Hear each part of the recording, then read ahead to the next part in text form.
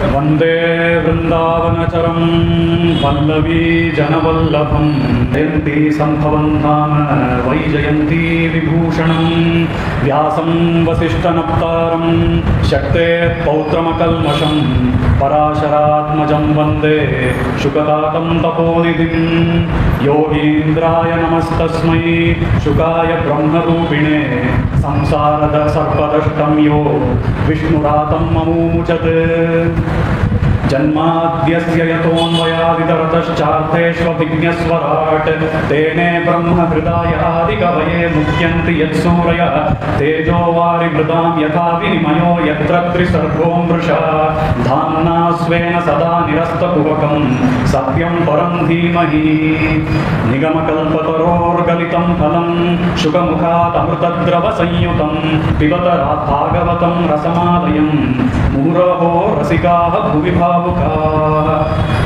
नारायणं नमस्कृत्य नरं चैव नरोत्तमं देवीं सरस्वतीं व्यासं ततो जयमुदीरयेत् यस्या भवद्भक्तजनार्तिहन्तुः पितृत्वमन्येषु अविचार्यतोर्णं स्तम्भे अवतारस्तमान्यलभ्यं लक्ष्मीनृसिंहं शरणं प्रपद्ये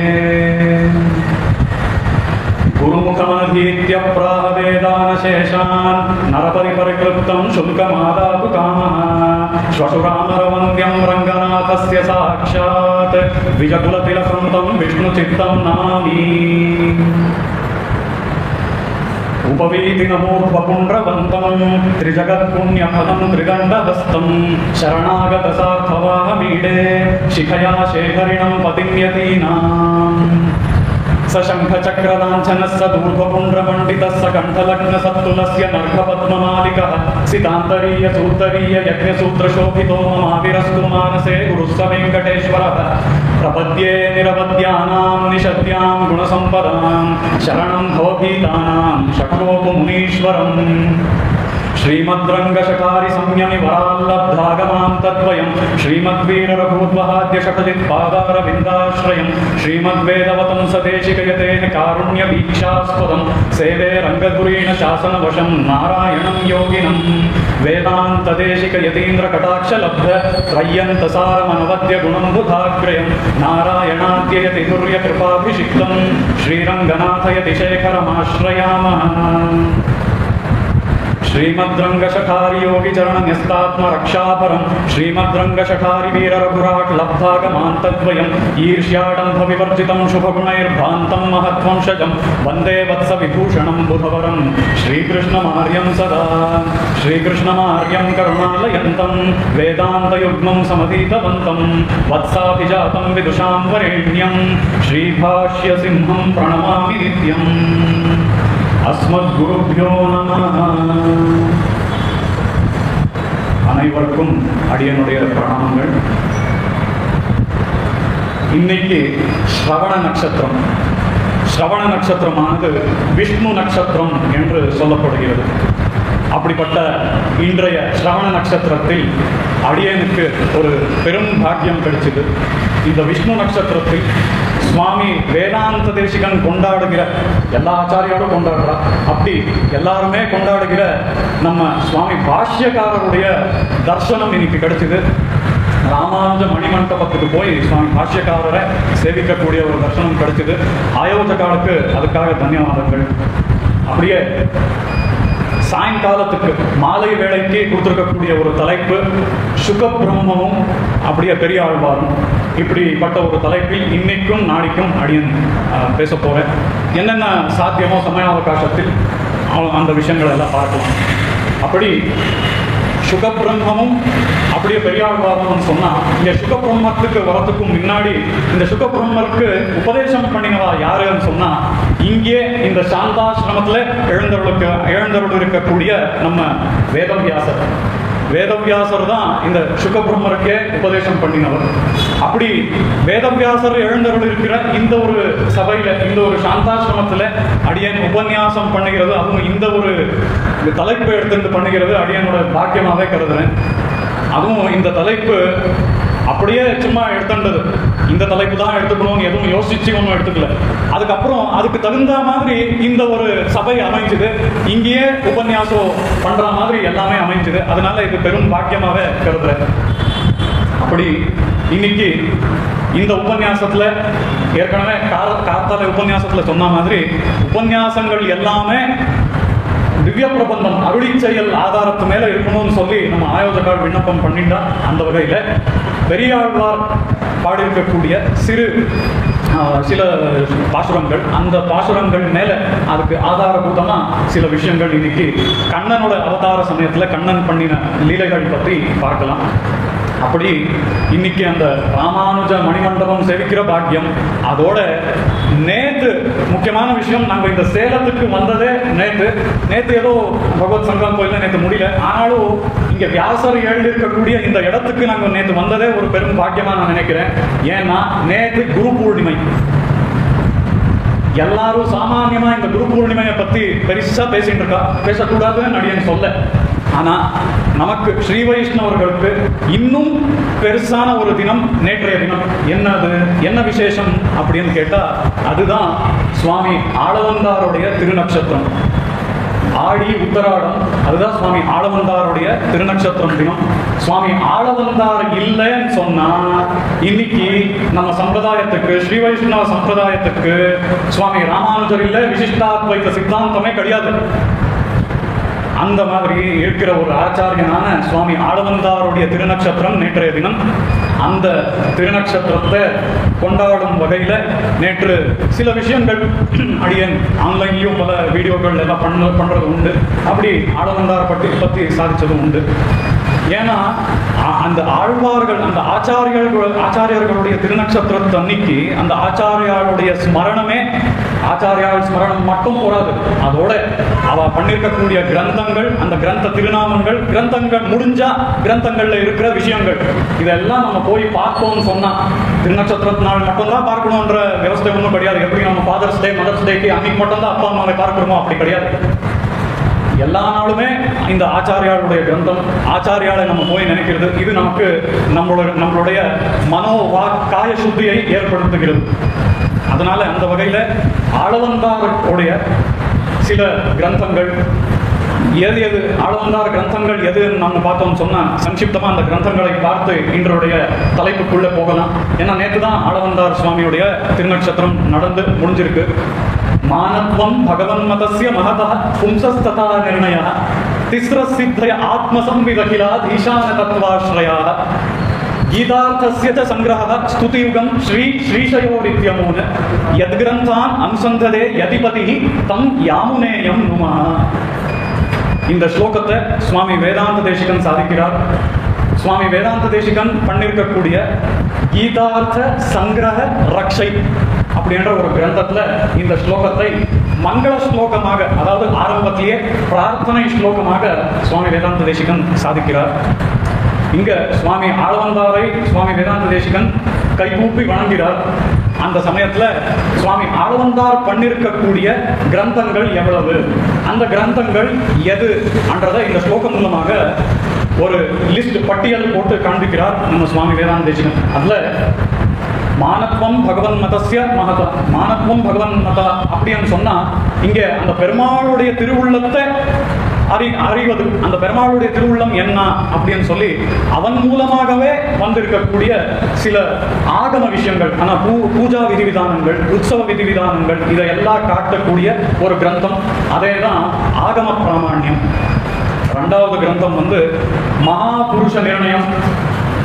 அந்த எம்பெருமான் தான் பரமபுருஷன் அப்படின்னு சொல்லி நிர்ணயம் பண்ணி காட்டக்கூடிய ஒரு கிரந்தம் மகாபுருஷ நிர்ணயம். அப்படியே சித்தித்ரயம் அப்படின்னு சொல்லி 3 சித்திகளை நாம பார்க்கலாம். அந்த சித்தித்ரயம் எது அப்படின்னு சொன்னா ஆத்ம சித்தி, சம்வித் சித்தி, ஈஸ்வர சித்தி. இப்படிப்பட்ட இந்த 3 சித்தி கிரந்தங்களை ஆளவந்தார் அருளை செய்திருக்கிறார். அதோட இந்த சித்தி கிரந்தங்கள்ல இருக்கக்கூடிய ஆளவந்தார் இல்லைன்னா விசிஷ்டாத்வைத சித்தாந்தம் இல்லைன்னு சொன்னேன். ஆமாவா? ஏன்னு சொன்னா இந்த சித்தித்ரயம் இருக்க, இந்த சித்தித்ரயத்துல இருந்து நிறைய வாக்கியங்களை எடுத்து எடுத்து எடுத்து கொட்டேஷனா காண்பிக்கிறார் நம்ம சுவாமி ஸ்ரீபாஷ்யக்காரர். எதுல? சுவாமி ஸ்ரீபாஷ்யக்காரர் பண்ணிருக்கக்கூடிய பிரம்மசூத்திரத்துக்கு வியாக்கியானமான ஸ்ரீபாஷ்யத்தில் காண்பிக்கிறார்.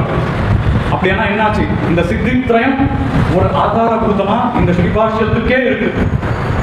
அந்த மாதிரி சித்தித்ரயம் ஆதாரபூதமா இருக்கு. மற்றொன்று ஆதாரபூதமா இருக்கக்கூடிய கிரந்தம் சுவாமி பாஷ்யக்காரருடைய கிரந்தத்துக்கு அது எது அப்படின்னு சொன்னா கீதார்த்த சங்கிரகம். இந்த கீதார்த்த சங்கிரகம் என்கிற ஒரு கிரந்தமானது முதலாக சுவாமி ஆளவந்தார் ஸ்ரீ விசிஷ்டாத்வைத சித்தாந்தத்தின்படியாக ஸ்ரீமத் பகவத்கீதைக்கு அருளி செய்திருக்கிற ஒரு வியாக்கியானம்.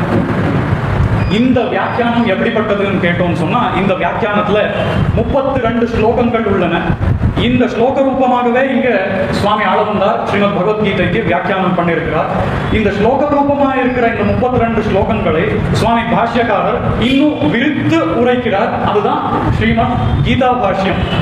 இந்த கீதா பாஷ்யத்துல சுவாமி ஆளவந்தார் என்னெல்லாம் ஒரு ஸ்லோகத்துக்கும் கீதா பாஷ்யத்துல சாதிக்கிறாரோ அதுக்கு எல்லாத்துக்குமே ஒரு பேஸ் ஃபவுண்டேஷன் எங்கேருந்து நான் கிடைச்சதுன்னு சொன்னா அது சுவாமி ஆளவந்தாருடைய இந்த 32 ஸ்லோகங்கள் உள்ள இந்த கீதார்த்த சங்கிரகம் தான்.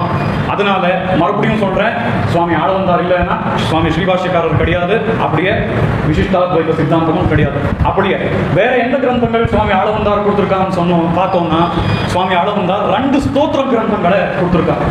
அது என்ன கேட்டா, அந்த ஸ்தோத்திர கிரந்தங்கள் ஒன்னு தாயார் மேல பண்ணிருக்கக்கூடிய 4 ஸ்லோகங்கள் உள்ள சதுஸ்லோகி. அப்படியே மற்றொன்று ஸ்தோத்திர கிரந்தம், அதுவே ஸ்தோத்திரங்களிலேயே ரத்னமான ஒரு கிரந்தம், அதே தான் ஸ்தோத்திர ரத்னம். இந்த ஸ்தோத்திர ரத்னமானது ஸ்ரீ வைஷ்ணவர்களுக்கு அத்தியந்த முக்கியமானது. ஏன்னு சொன்னா இங்க நம்ம சுவாமி அடிக்கடி, அதாவது நம்ம ஏபிஎன் சுவாமி அடிக்கடி ஒரு வார்த்தை சொல்லுவது உண்டு. அடியே இன்னும் அந்த உத்தர பாரதத்துக்கு போய் பெருமாள் எல்லாம் செவிச்சதில்லை, ஆனா நம்ம ஏபிஎன் சுவாமி சொல்லுவது உண்டு. அங்க நம்ம சுவாமி போனப்போ உத்தர பாரதத்துக்கு அங்க இந்த அருளி செயல் எல்லாம் அவருக்கு அவ்வளவு சுலபமா வாயில வராது தமிழானதுனால. அதுக்கு தான் அங்க உத்தர பாரதத்திலையும் ஸ்ரீ வைஷ்ணவர்கள் இருக்கா. அப்படிப்பட்ட ஸ்ரீ வைஷ்ணவர்கள் அங்க உத்தர பாரதத்துல முக்கியமா எல்லா சமயத்திலையும் அந்த அனுசந்தானம் பண்ணக்கூடிய ஸ்தோத்திரமே இந்த ஸ்தோத்திர ரத்னம். அந்த மாதிரி அருளி செயல் அவளுக்கு சுலபமா இல்லாததுனால இந்த ஒரு ஸ்தோத்திர ரத்னத்தை எல்லாருமே அங்க உத்தர பாரதத்துல சொல்றா அப்படின்ற விஷயத்த பல தரம் சுவாமி சாதிச்சிருக்காங்க. அப்படி இந்த சுவாமி ஆளவந்தார் இந்த மாதிரி 8 கிரந்தங்களை ஏற்றிருக்கார். இப்படிப்பட்ட ஆளவந்தார் ஏற்றிருக்கிற கிரந்தங்களை எப்பவும் தியானம் பண்ணக்கூடிய அந்த சுவாமி ராமானுஜர் இப்படிதான் இருக்கார். அப்படிப்பட்ட யாமுனாச்சாரியருக்கு அடியானுடைய வணக்கங்கள், பிரணாமங்கள் அப்படின்னு சொல்லி இந்த ஸ்லோகத்தை முடிக்கிறார் சுவாமி வேதாந்த தேசிகன். இப்படி அந்த ஆச்சாரியாருடைய திருநட்சத்திரம் நேற்றைய தினம் தான் ஆயிருக்கு. அவரை பத்தி 2 வார்த்தைகள் சொல்லுவதும், கிரந்தங்கள் பேர் கேட்குவதே நமக்கு சுத்தி தான். அந்த வகையில அந்த கிரந்தங்களுடைய பெயரை இன்னைக்கு கேட்டிருக்கோம். அப்படியே இன்னைக்கு உண்டான தலைப்புக்குள்ள போலாம். இன்னைக்கு உண்டான தலைப்பு என்னன்னு சொன்னா சுகபிரம்மமும் அப்படியே பெரியாழ்வாரும். சுகபிரம்மே ஆட்டம் இல்ல பெரியாழ்வாருமே ஆட்டம். முக்கியமா யாரை பத்தி பாடியிருக்கான்னு சொன்னா அந்த யமுனை துறைவனை பத்தி தான் பாடியிருக்கா. இப்போ நம்ம பார்த்தது யாரை பத்தி? யமுனை துறைவர். யமுனை துறைவன் அந்த ஸ்ரீகிருஷ்ணன், யமுனை துறைவர் இந்த யாமுனாச்சாரியர். அப்படி யமுனை துறைவனை பத்தி சொல்றதுக்கு முன்னாடி யமுனை துறைவரை பற்றி சொல்லி உள்ளே போனா அது சூக்தமா இருக்கும்னு அடியேன் பாவிக்கிறேன். அந்த வகையில இன்னைக்கு பெரியாழ்வாருடைய ஒரு பதிகமே இந்த கோவர்தனோத்தரணத்துக்காகவே சுவாமி கொடுத்திருக்கார். அப்படி சுவாமி கொடுத்திருக்கிற அந்த ஒரு பதிகத்துல முதல் பாசுரத்தை நம்ம பார்த்தோம்னு சொன்னா, அட்டுக்குவிசோற்று பருப்பதமும் தயிர் வாவியும் நெய்யளரும் அடங்க பொட்ட துற்றி மாறிப்பகை புணர்த்த பொறுமா கடல் வண்ணன் பொருத்தமலை வட்டத்தடங்கண் மடமான் கன்றினை வளைவாய் பற்றி கொண்டு புறமகளிர் கொட்டை தலைப்பால் கொடுத்து வளர்க்கும் கோவர்தனம் என்னும் கொற்றக்குடையே இப்படின்னு சொல்லி இந்த ஒரு பாசுரத்தை சுவாமி பெரியாழ்வார் பாடுகிறார். சுவாமி பெரியாழ்வார் யாருன்னு சொன்னா நமக்கு எல்லாம் சுவாமி பெரியாழ்வாரை எப்படி தெரியும் சொன்னா அவர் பாசுரங்களை கொடுத்துருக்கா. கிருஷ்ணன் மேல நிறைய பாசுரங்களை பாடியிருக்கா, இப்படிதான் தெரியும். ஆனா இதுக்கும் மேலான பல கைங்கரியங்கள் சுவாமி பெரியாழ்வார் பண்ணியிருக்கா. அது என்னன்னு சொன்னா முக்கியமாக சுவாமி பெரியாழ்வார் நிருக்தம், சந்தஸ், ஜோதி, இந்த மாதிரி நிருக்தம், சந்தஸ், ஜோதி, வியாக்கரணம் இப்படிப்பட்ட அங்கங்களை ஒரு வேதாங்கத்துக்கு வேதாங்க சூத்திரத்துக்கு வியாக்கியானம் பண்ணி அருள் இருக்கிறார் சம்ஸ்கிருதத்தில். இது நமக்கு பெரியாழ்வார் தமிழ்ல பாசுரங்கள் கொடுத்திருக்காங்கன்றது தான் நமக்கு தெரியும். ஆனா இந்த சுவாமி பெரியாழ்வார் வேதாங்க சூத்திரங்களுக்கு சம்ஸ்கிருதத்துல பாஷ்யத்தை அருள் இருக்கிறார். அந்த மாதிரி சுவாமி பெரியாழ்வார் நமக்கு கொடுத்திருக்கிற இந்த யோகதானங்கள், அதாவது இந்த விஷயங்களே ரொம்ப அதிகமானதுன்றதுக்கு இன்னும் அத்தியந்த மகிமை உள்ளது. அப்படி இந்த முதல் பாசுரத்துல, கோவர்தனோத்தரணத்துடைய முதல் பாசுரத்துல சுவாமி பெரியாழ்வார் முக்கியமா சொல்லக்கூடிய விஷயம் என்ன? ஏன்னா சுவாமி பெரியாழ்வார் உடைய பாசுரத்துல இங்க முழுக்காக அடியன் சொன்னேன்னு சொன்னா பாகவதத்துக்குள்ள போக முடியாது. ஏன்னா பாகவதத்துல என்ன கருத்து சொல்றாரோ அதை தான் இங்க சுவாமி பெரியாழ்வாரும் காண்பிக்கிறார் என்பதுதான் இங்க நோக்கம். அதனால முக்கியமான கருத்து என்ன இந்த ஒரு பாசுரத்துல? அட்டுப்பு விஷோற்று பருத்துவதும் தயிர்வாவையும் நெய்யளவும் அடங்க போட்ட குற்றி அப்படின்னு சொன்னா, அப்படியே அண்டாவா அப்படியே என்ன சொன்ன மலை மாதிரியே பெரிசா அந்த கோவர்தனத்துக்கு எல்லாருமே சமர்ப்பணம் பண்ணோம்னு சொல்லி நிறைய பட்சணங்கள் போஜ்யங்கள் எல்லாத்தையும் சித்தமா வச்சிருக்கா. இவா இப்படி கோவர்தனத்துக்கு பண்ணணும்னு சொன்னா, இப்படி பண்றதுக்கு காரணம் என்ன? ஏன்னா அவ முதல்ல இதெல்லாம் கோவர்தனத்துக்கு சமர்ப்பிக்கிறதுக்கு தயாரா இருக்குல்ல. அவ இந்திரனுக்கு சமர்ப்பிக்க தான் தயாரா இருந்தா.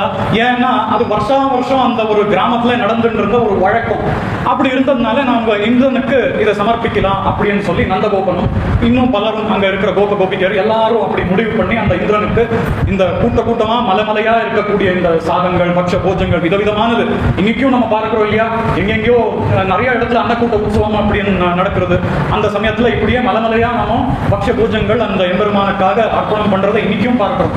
அப்படி இருக்கிற இந்த சமயத்துல எல்லாருமே இந்திரனுக்காக சமர்ப்பணம் பண்ணணும்னு இருக்கிறார். ஆனா அங்க கிருஷ்ணன் வந்து உபதேசம் பண்ணுகிறான். அதுக்கு அப்புறம் தான் இங்க இவ எல்லாருமே அந்த கோவர்தன மலைக்கு தான் எல்லாத்தையுமே சமர்ப்பணம் பண்ணணும் அப்படின்னு சொல்லி கோவர்தன மலைக்கு சமர்ப்பணம் பண்றதுக்கு சித்தமா. அததான் இங்க கிருஷ்ணன் உபதேசம் பண்ணினதை பாகவதத்துல காண்பிக்கிறார். ஆஜீவ்யைகதரம் பாவம் யஸ்வன்யம் உபஜீவதி நதஸ்மாத் விந்ததே க்ஷேமம் ஜானம் நார்ய சதீயகா. இது கிருஷ்ணன் உபதேசம் பண்ணுகிற ஒரு முக்கியமான கருத்து.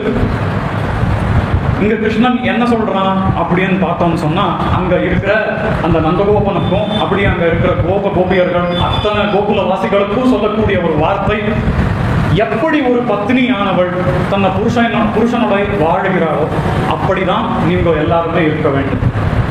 ஆஜீவ் ஐகதரம் பாவம், அதாவது உங்களோட நீங்க எது வரைக்கும் நீங்க ஜீவிக்கிறாளோ அது வரைக்கும் நீங்க இப்படிதான் வாழணும். எப்படி ஒரு பத்னி தன்னுடைய புருஷனோட வாழ்கிறாளோ அப்படி வாழணும். இது எதுக்காக கம்பாரிசன் இங்க அப்படின்னு சொன்னா, நீங்க இங்க வர இந்த இந்திரன் ஆகட்டும் மற்ற தேவதைகள் ஆகட்டும் அவளுக்கு எந்த சமர்ப்பணையும் பண்ண தேவையில்லை. ஏன்? அந்த கிருஷ்ணனே பிற்காலத்தில் பகவத்கீதையில் சொல்றான், போக்தாரம் யக்ஞ தபசாம் அப்படின்னு சொல்லி, அவன்தான் எல்லா யக்ஞங்களுக்கும் பலப்பிரதாதா, எல்லா யக்ஞங்களை கொடுக்கிற ஹவிஸையும் அவன்தான் ஸ்வீகரிக்கிறான். அதனால நீங்க அந்த தேவதைகளுக்கு எந்த விஷயமும் கொடுக்க தேவையில்லை. ஏன்னு சொன்னா இதுல இன்னொரு விஷயமும் இருக்கு. இந்த யக்ஞங்களை கொடுக்கக்கூடிய ஹவிஸுகளை, அந்த ஹவிஸ் பாகங்கள் அந்தந்த தேவதைகளுக்கு அந்தந்த சமயத்துல கரெக்டா போய் சேர்ந்து விடுறது. அப்படி ஆனதுனால அவளுக்கு வரவேண்டிய விஷயம் வந்தாச்சு, அவளுக்கு என்ன தேவையோ அது வந்தாச்சு. இதுக்கு மேலேயும் நீங்க அவளுக்கு எதுவும் பண்ண வேண்டிய தேவையில்லை. ஆனா நீங்க அவளுக்கு கிருதஜதையா இருக்கணும். ஆமா, ஆனா அவளுக்கு எது தேவையோ அது அவளுக்கு போய் சேர்ந்தாச்சு. இதுக்கு மேல அவளுக்கு பண்ணணும்ன்ற தேவையில்லை. இதுக்கு மேல நீங்க எப்படி வாழணும்னு சொன்னா, ஒரு பத்னி புருஷனோட எப்படி வாழ்றாளோ அந்த மாதிரி அந்த எம்பெருமானியே நம்பிட்டு இருக்கணும். அது மட்டும் இல்லை, நீங்க எல்லாம் வாழ்ந்துட்டு இருக்கிறது எந்த ஒரு பிரதேசத்துல பார்த்தோம்னா இது வனப்பிரதேசம். இப்படி இருக்கிற இந்த வனப்பிரதேசத்துல உங்களுக்கு எல்லாமே கொடுக்கக்கூடியது எது? அந்த மரங்கள், அந்த மரங்கள்ல விடுற அந்த காய் கனிகள், இதுதான் உங்களுக்கு எல்லாமே கொடுக்கிறது. அந்த மரங்கள் எல்லாம் முக்கியமா எங்க இருக்கு? எந்த மலையில இருக்கு? இந்த கோவர்தன மலையில தான் இருக்கு. இந்த கோவர்தன மலை தான் நம்மளுடைய உஜ்ஜீவனத்துக்கே காரணம். அதனால நாம வந்து இந்த கோவர்தன மலைக்கு தான் எல்லாத்தையும் சமர்ப்பணம் பண்ணணும் அப்படின்னு சொல்லி இங்க கிருஷ்ணன் காண்பிக்கிறான். மற்றொரு விஷயம், இங்க இந்திரனுக்கு சமர்ப்பணம் பண்ணக்கூடாது என்பதற்காக ஒரு சின்ன உதாரணம். சாமான்யமா இன்னைக்கு நம்ம வெளியில எல்லா பக்கமும் பார்க்கக்கூடிய ஒரு விஷயம், அது என்னன்னு சொன்னா டேபிளுக்கு கீழே வாங்கிக்கிறதுன்னு சொல்லி. ஆமாதான், இப்படிப்பட்ட விஷயம் சாமான்யமா எடுத்து நான் எல்லா பக்கம் பார்க்கிறோம். ஆனா கிருஷ்ணன் அந்த நாளிலேயே இந்த ஒரு கருத்தை அப்படியே கண்டித்தான். இது தப்புன்னு சொல்லி கண்டித்தான். ஏன்? இந்திரன் வந்து தனக்கு வரவேண்டிய ஆவிர்வாகத்தை ஏற்கனவே அவன் வாங்கிட்டாச்சு. இதுக்கப்புறமும் வேற ஏதாவது வாங்கிக்கிறான்னு சொன்னா அது டேபிள் கீழே வாங்கிக்கிற மாதிரி தான். அதனால அப்படி வாங்கிக்க கூடாது என்பதை அன்னைக்கே கிருஷ்ணன் கண்டித்தான். அந்த வகையில இங்க கிருஷ்ணன் அந்த மாதிரி இங்க உபதேசம் பண்ணி நீங்க எல்லாருமே அந்த எம்பெருமானுக்கு மட்டுமே எல்லாத்தையும் சமர்ப்பணம் பண்ணி அவனுடைய பக்தி பூர்வகமா இருக்கணும்னு சொல்லி கிருஷ்ணன் உபதேசம் பண்றான். அதே மாதிரி அதே விஷயத்தை சுவாமி வேதாந்த தேசிகன் தன்னுடைய பிருஹத் கிரந்தமான ஸ்ரீமத் ரகசியத்ரய சாரத்தில் 6வது அதிகாரமான பரதேவதா பாரமார்த்தியாதிகாரத்தில் ஒரு ஸ்லோகத்து மூலமாக காண்பிக்கிறார். அந்த ஸ்லோகத்துல நம்ம முக்கியமா பார்க்க வேண்டிய கருத்து, இப்போ கிருஷ்ணன் சொல்லக்கூடிய கருத்தை இங்க சுவாமி வேதாந்த தேசிகன் காண்பிக்கிறார். த்ரையந்தைஹி ஏககண்டைஹி ததனுகுண மனுவியாச முக்கியோக்தி விஷய. வியாசருடைய பேரும் வந்தது பாருங்க இல்லையா? ததனுகுண மனுவியாச முக்கியோக்தி விஷய ஸ்ரீமான் நாராயணோன பதிரகிலதனுகு முக்திதோ முக்த போக்கியா. அதாவது நீங்க யாருக்கு பக்தியோட இருக்க வேண்டும், யாரை போய் பூஜை செய்ய வேண்டும் அப்படின்னு சொன்னா அது எம்பெருமான் தான். ஏன்னு சொன்னா எங்கேயோ யாரோ போற வார்த்தையை கேட்டு யாரோ போகும்போது போன்ல பேசுறதோ யாரோடையோ பேசிட்டு போறதோ அந்த மாதிரி வார்த்தைகளை எல்லாம் கேட்டு நான் இந்த விஷயங்களை சொல்லல. இது சுவாமி வேதாந்த தேசிகனே இன்னொரு இடத்துல ரகசியத்ரய சாரத்தில் சாதிக்கிறார். நான் எந்த விஷயத்தை சாதிக்கிறதே ஆனாலும், ஏன்னா எனக்கே ஒரு பெரும் வல்லமை இருக்கு. எந்த மாதிரி வல்லமை அப்படின்னு சொன்னா, ஒரு உண்டு என்ற ஒரு விஷயத்தை நான் என்னோட தர்க்க பாண்டித்யத்தினால இல்லைன்னு சாதிக்க முடியும். அப்படியே இல்லைங்கிற ஒரு விஷயத்தை உண்டுன்னு தர்க்க பாண்டியத்தினால சாதிக்க முடியும். அப்படி இருந்தாலும் நான் அப்படிப்பட்ட எந்த விஷயங்களும் சாதிக்கல. ஏன்னு சொன்னா நம்ம எப்பவுமே சாஸ்திரத்துல எந்த விஷயம் சொல்லியிருக்கோ அதை அடியொற்றி தான் எல்லா விஷயங்களும் நான் கொடுத்துருக்கேன் அப்படின்னு சொல்லி சுவாமி வேதாந்த தேசிகன் இன்னொரு இடத்துல ரகசியத்ரய சாரத்துல சொல்றார். அந்த மாதிரி இங்கேயும் த்ரையந்தைஹி ஏககண்டைஹி. த்ரையந்தைஹி என்ன? த்ரைன்னு சொன்னால வேதங்கள் தான். அந்த வேதங்கள்னால முடிவு பண்ணிருக்கிற ஒரு விஷயம் அது என்ன? மகாபுருஷ நிர்ணயம் பார்த்தோம் இல்லையா? ஆளவந்தாருடைய கிரந்தம். அதுல அந்த எம்பெருமான் தான் பரமபுருஷன் நாங்க எப்படி சொல்றாரோ அதே மாதிரி 3 வேதங்களும் ஏககண்டை எல்லாமே ஒரே நேரத்துல ஒரே சமயத்துல ஒருத்தனை தான் காமிச்சுட்டு இருக்கு. அது யாரு? அந்த பரமபுருஷனை தான். அதை சுவாமி ராமானுஜரும் தங்களுடைய அந்த ஸ்ரீபாஷ்ய வியாக்கியானத்திலும் காண்பிக்கிறார். அப்படியே பல இடங்களையும் சுவாமி பாஷ்யக்காரர் காண்பிக்கிறார். த்ரையந்தை ஏககண்டை, அதாவது நிச்சயமா ஒரே கண்டத்தினால இவன் தான் பரமபுருஷன் அப்படின்னு சொல்லி, அதாவது அனுகுண மனு வியாச முக்கியோக்தி விஷ. மனுவா இருக்கட்டும், வியாசரா இருக்கட்டும், இப்படிப்பட்ட பல பேர் இதையதான் சொல்லியிருக்கார். அதுக்கு தகுந்த மாதிரி தான் சுவாமி பாஷ்யக்காரராகட்டும் நம்ம பூர்வர்களாகட்டும் எல்லாருமே அப்படிதான் சாதிச்சிருக்கார். அந்த வகையில அடியேனும் ஸ்ரீமான் நாராயணோ நக, நம்மளுக்கு யாரு அந்த பரதெய்வம்னு சொன்னா ஸ்ரீமான் நாராயணோ நக, நமக்கு அந்த பரதெய்வம் அவன் தான். பதிர் அகில தனுவு முக்திதோ முக்த போக்கியா அப்படின்னு சொன்னா இங்க விசிஷ்டாத்வைத சித்தாந்தத்தையும் இங்க சுவாமி தேசிகன் ஒரு வார்த்தையால காமிச்சுட்டார். பதிர் அகில தனுவு, எல்லாருக்கும் அவன் தான் பதி, எஜமானன் அவன் தான். அப்படி இருக்கும் போது அகில தனுவும் சொன்னா எல்லா விஷயங்களும் இந்த முழு ஜகத்தும் அவனுக்கு சரீரமா இருக்கு. இதைதான் இந்த விசிஷ்டாத்வைத சித்தாந்தம் சொல்றது. அப்படிப்பட்டவன் முக்தியை அளிக்கிறான், அப்படியே முக்தரானவர்களுக்கு ஆனந்தத்தையும் அளிக்கிறான் அப்படின்னு சொல்லி இந்த ஸ்லோகத்து மூலமாக காமிச்சிருக்கார் சுவாமி வேதாந்த தேசிகன். அப்படியே இதே விஷயத்தை சுவாமி வேதாந்த தேசிகன் தன்னுடைய யாதவாபியுதயத்துல, அதாவது கிருஷ்ணன் எப்படி உபதேசம் பண்ணினான் அந்த கோபகோபியர்களுக்கு என்கிற இந்த விஷயத்தை யாதவாபியுதய மகாகாவியத்தில் காண்பிக்கிறார். அச்சலமர்ச்சத கிம் விபுதைஷ்சலை சுபவனம் பவனம் திவௌகசாம் க்ஷமவனேன வனே பரிரக்ஷிதே ந ஹரிணா ஹரிணா நபி பாதிதும். ஸ்லோகமே பாருங்க எப்படி இருக்கு, ஒரு ராசபத்னமா இல்லையா? அந்த மாதிரி அச்சலமர்ச்சத கிம் விபுதைஷ்சலை அப்படின்னு சொல்லி இங்க நீங்க யாரை போய் பூஜிக்க வேண்டும், யாரை வழிபட வேண்டும் அப்படின்னு சொன்னா அந்த சிரேஷ்டமான கோவர்தன மலையை தான் வழிபட வேண்டும். அது மட்டும் இல்ல, ஸ்திரமான தேவதை சங்கர பகவத்பாதர் கூட பாடுறார் தன்னுடைய பல ஸ்லோகங்களில். அதாவது தாயாருடைய ஸ்லோகத்தை தாயார் மேல பண்ணிருக்கிற ஒரு ஸ்லோகத்துல சங்கர பகவத்பாதர் சொல்லக்கூடிய வார்த்தை, தன்னுடைய அந்த தாயாருடைய கடாட்ச லேசமே எல்லா தேவதைகளுக்கும் அவருடைய ஒரு ஸ்தானத்தை பெறுவதற்கு காரணமா இருந்தது. அப்படிப்பட்ட கடாட்ச லேசமே அவ்வளவு சாமர்த்தியமானது அப்படின்னு சொல்லி சங்கர பகவத்பாதர் பாடுகிறார். அதை தான் இங்கேயும் காண்பிக்கிறார். அந்த தேவதைகளுடைய ஸ்தானமே சாஸ்வதமானது அன்று. அப்படிப்பட்ட தேவதைகளை கிட்ட போய் நீ ஏதாவது போய் வேண்டினேன்னு சொன்னா அது எப்படிதான் பலிக்கும்? அதை விட்டுட்டு நமக்கு எல்லாத்தையும் தரக்கூடிய இந்த கோவர்தன கிரியை தான் நாம பூஜிக்கணும் அப்படின்னு சொல்லி இங்க சுவாமி வேதாந்த தேசிகன் காண்பிக்கிறார். அதோட மற்றொரு ஸ்லோகத்து மூலமாகவும் இங்க சுவாமி வேதாந்த தேசிகன் கிருஷ்ணன் பண்ணின அந்த உபதேசத்தை காண்பிக்கிறார். இந்த ஸ்லோகமே ரொம்ப அழகா இருக்கு. சுரசகந்த விபூதி நிதேஹிதம் பரிகிரஹாண நிஜே பசுபாலனே சுரசகந்த விபூதி நிதேஹிதம் ஹரிமவேத்ய கிரிம் ஹவிருத்தமம். முதல் பாதமும் மூணாவது பாதமும் ஒரே அக்ஷரங்கள் உள்ளது, ஆனா அர்த்தம் வேறை கொடுக்கக்கூடியது. அப்படிப்பட்ட ஒரு ஸ்லோகம். அதனாலதான் சுவாமி வேதாந்த தேசிகனை சர்வதந்திர சுதந்திரர் அப்படின்னு நம்ம எல்லாருமே அவருக்கு விருதிட்டு அழைக்கிறது. எப்படி அந்த தேவதைகளுக்கு சமமான ஐஸ்வர்யம் உள்ளவனா அந்த தேவதைகளுக்கு சமமான ஐஸ்வர்யம் கிடையாது. ஆனாலும் அதுக்கும் இங்க நம்ம கொடுக்கக்கூடிய கம்பாரிசன் அதேதான். ஏன்னா அவளுக்கு தெரிஞ்சது இந்திரன், இன்னும் மற்ற தேவதைகள். அதனால அவளுக்கு தெரிஞ்ச கம்பாரிசன் இங்க கிருஷ்ணன் கொடுக்கிறான். அப்படிப்பட்ட அதுக்கும் அதிகமான ஐஸ்வர்யத்தை உள்ளவன் அந்த எம்பெருமான். அந்த எம்பெருமான் தான் இந்த கிரியை நியமிக்கிறான். ஏன்னு சொன்னா வேதங்கள் சொல்றது விஷ்ணு பர்வதானாம் அதிபதி அப்படின்னு சொன்னா விஷ்ணு தான் அந்த பர்வதங்களுக்கு அதிபதி, விஷ்ணு தான் அந்த பர்வதமாயே இருக்கான். அதனால அதன்படி எல்லா வேதங்களும் சொல்லக்கூடிய அந்த பர்வதங்களே ஆயிருக்கிற அந்த ஒரு எம்பெருமான ஸ்ரீ கிருஷ்ணனே அப்படி ஆயிருக்கான், நாராயணனே அப்படி ஆயிருக்கான் அப்படின்னு ஸ்ரீ கிருஷ்ணன் சொல்லிட்டு இருக்கான்.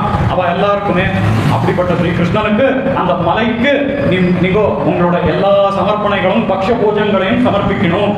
இதே இப்படிதான் இந்த மலையையும் எப்படி வேதங்கள் மலையை கொண்டாடித்தோ அப்படியே தமிழ் வேதத்தையும் சுவாமி நம்மாழ்வார் மலையை கொண்டாடுகிறார். திருவேங்கட மாமலை ஒன்றுமே தொழ வினை ஓயுமே அப்படின்னு சொல்லி அந்த திருவேங்கட மாமலை ஒன்றையே தொழுந்தால் நம்ம வினைகள் எல்லாம் ஓயும் அப்படின்னு சொல்லி நம்மாழ்வார் சுவாமிகளும் இங்க சாதிக்கிறார். அந்த வகையில அங்க இருக்கக்கூடிய மலையே நம்மளுடைய வினைகளை போக்கும், தீர்க்கடிக்கும். இப்படி கிருஷ்ணன் உபதேசம் எல்லாருக்கும் பண்ணினான். உபதேசம் பண்ணின பிறகு அந்த இந்திரனுக்கு இந்த விஷயம் பிடிக்கல.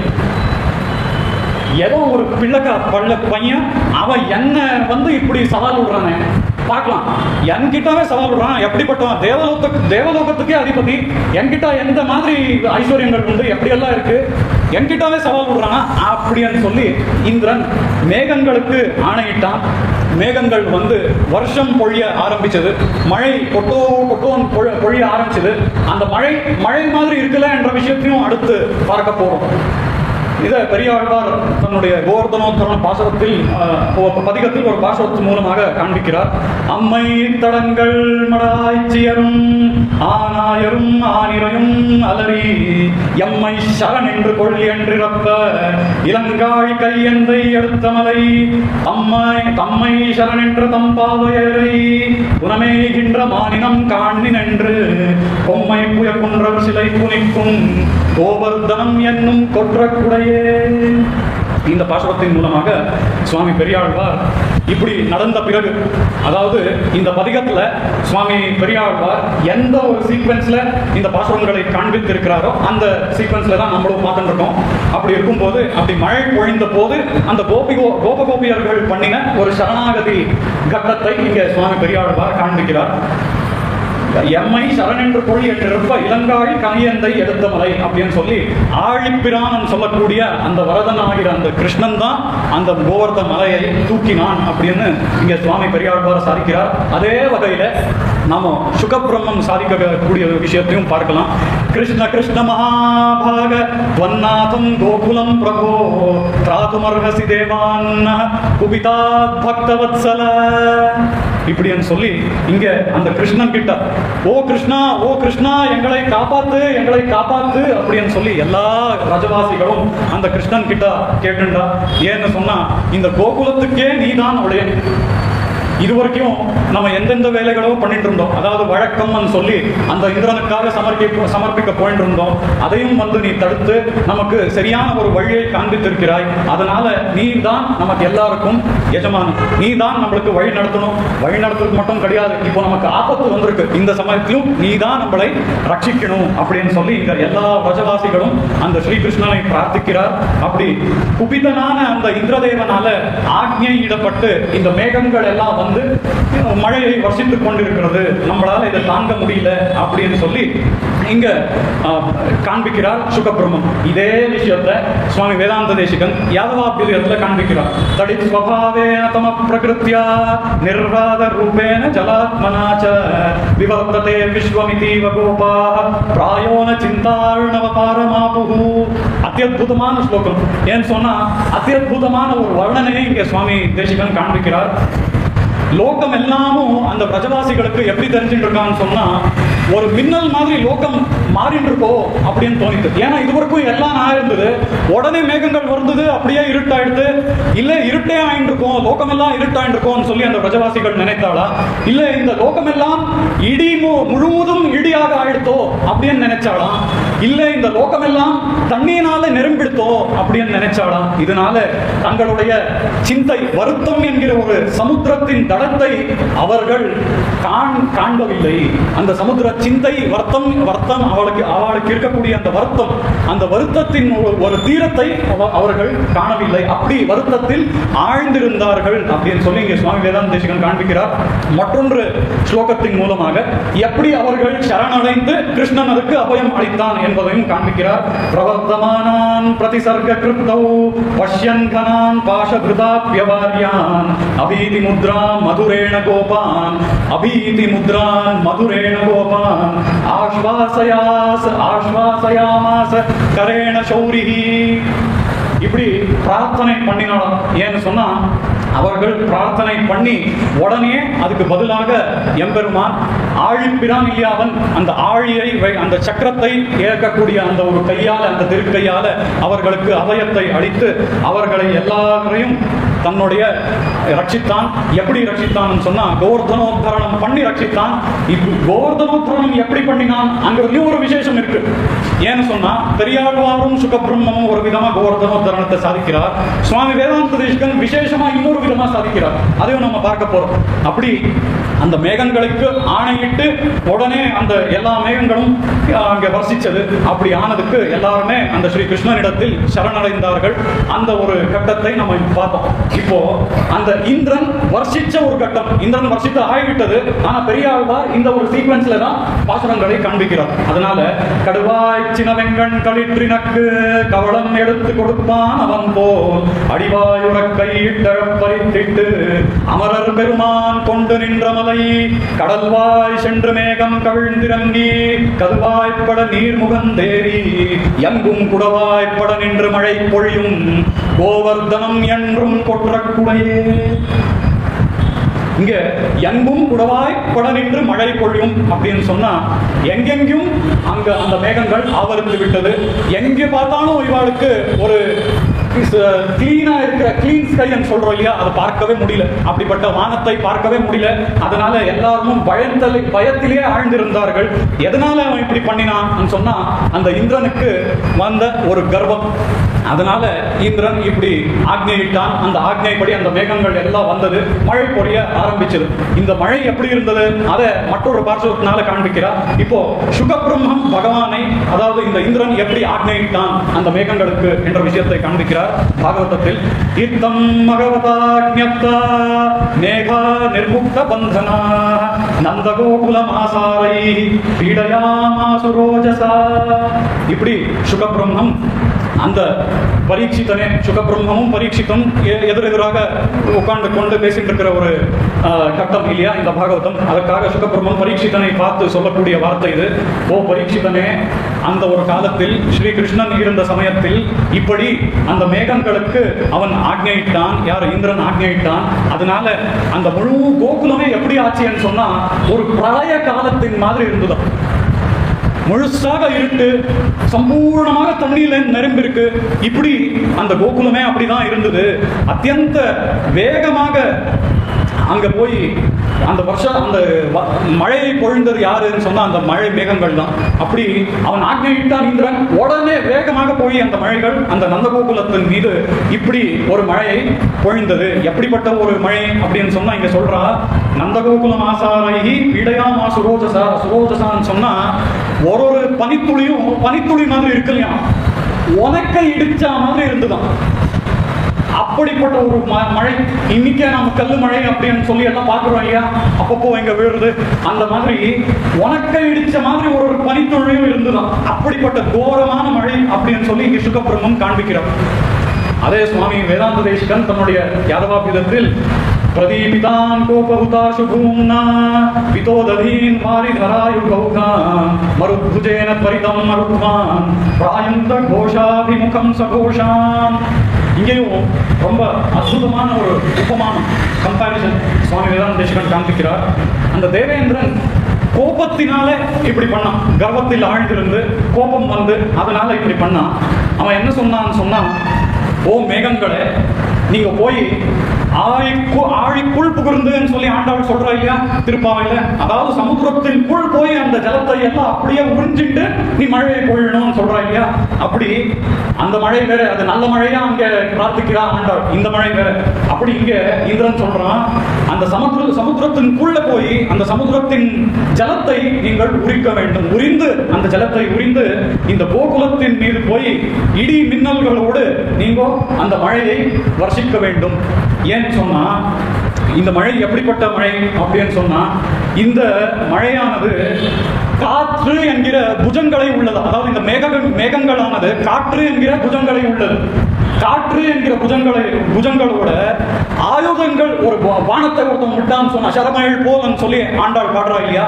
அந்த மாதிரி ஒருத்தன் பானத்தை சரமழை மாதிரி விட்டு இருந்தான்னு சொன்னா அது யாராவது அது தாங்க முடியுமா? முடியாது. அப்படி இந்த மேகங்களுக்கு புஜங்களா காற்று இருந்ததா, அந்த காற்று இந்த மழை துளிகளை ஆயுதங்களா வச்சுட்டு இருந்ததாம். அப்படிதான் இந்த மழை பொழிந்தது. சத்ருகள் மீது ஏதாவது ஆயுதம் ஏவிடணும்னு சொன்னா அந்த ஆயுதங்களை இந்த காற்று ஏவித்தான் மேகங்கள் மூலமாக. அந்த ஒரு உபமானத்தை இங்கே சுவாமி வேதாந்த தேசிகன் காண்பிக்கிறார். அந்த மாதிரி வர்ஷிக்கும் போது இங்க ஒரு முக்கியமான ஒரு விஷயத்தை நம்ம கவனிக்க வேண்டும். சுவாமி வேதாந்த தேசிகன் தன்னுடைய ஒரு கிரந்தம் பண்ணி அருளிருக்கிறார். அந்த கிரந்தமே அது ஒரு நாடகம். அந்த கிரந்தமானது ஒரு நாடகம். அதுக்கு பேர் சங்கல்ப சூரியோதயம். அந்த பகவானுடைய சங்கல்பம் உதிக்கிற ஒரு கட்டம், அதை காண்பிக்கக்கூடிய ஒரு நாடகம். இப்படிப்பட்ட ஒரு நாடகத்தில் நம்ம பார்க்கக்கூடிய பாத்திரங்கள் யாவை அப்படின்னு கேட்டோம்னா, அந்த பாத்திரங்கள் எல்லாமே நமக்குள்ள அடங்கி இருக்கக்கூடிய ஒவ்வொரு குணங்களும் அதுல பாத்திரங்கள் தான். இப்படிப்பட்ட ஒரு நாடகத்தை அடியனுக்கு தெரிந்தவரை உலகத்திலேயே யாரும் ஏற்றுனது இல்லை. அப்படி இந்த நாடகத்தையே பாத்திரங்களாக நமக்குள்ள இருக்கிற குணங்களை சுவாமி வேதாந்த தேசிகன் எடுத்து காண்பித்திருக்கிறார்.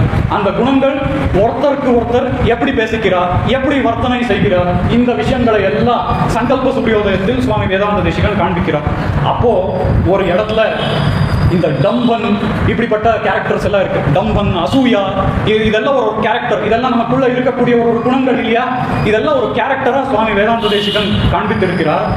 அப்படி டம்பன் ஒரு கேரக்டர் வரும்போதே அவனுக்கு ரொம்ப கிராண்டான ஒரு என்ட்ரி.